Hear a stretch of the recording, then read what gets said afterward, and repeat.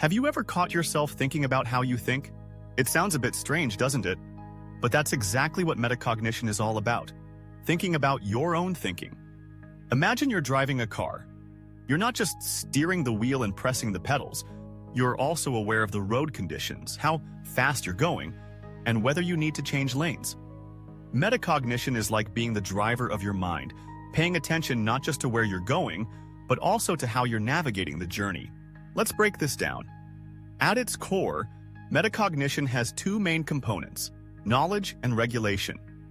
Knowledge is understanding what you know and what you don't know. For example, let's say you're preparing for a big exam.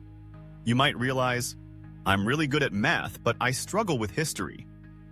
That awareness is metacognitive knowledge. Now, the regulation part comes into play when you decide to focus more on history to balance things out. You're not just studying, you're strategizing your study time based on your strengths and weaknesses. Think about a time when you faced a challenge, like learning a new skill or tackling a difficult project. Did you ever pause to ask yourself, what strategies work best for me?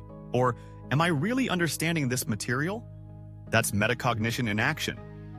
It's that moment of reflection that allows you to adjust your approach. If you realize that reading the textbook isn't helping, you might switch to watching videos or discussing the topic with a friend. You're taking control of your learning process. Now, let's use an analogy to make this even clearer. Picture a gardener tending to their plants.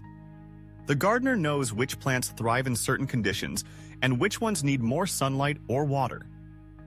They adjust their care based on what they observe. Similarly, when you engage in metacognition, you're like that gardener for your mind. You observe how you learn, what works for you, and what doesn't. If you notice that studying late at night makes you tired and unfocused, you might decide to study in the morning instead.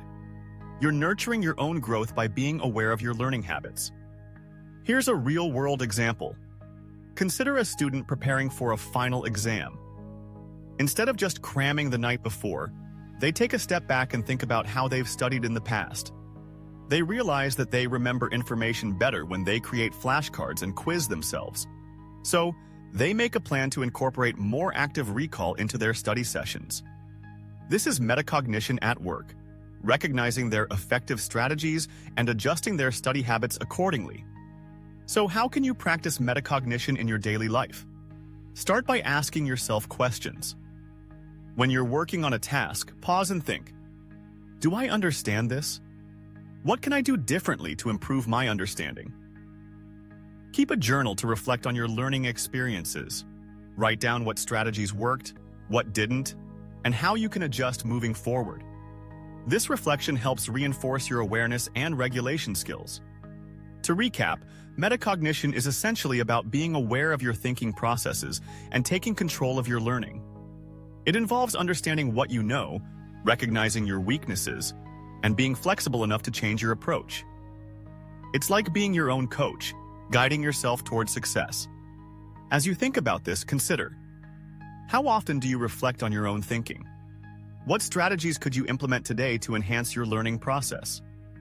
Remember, the more you engage in metacognition, the better equipped you'll be to tackle challenges and grow in every aspect of your life.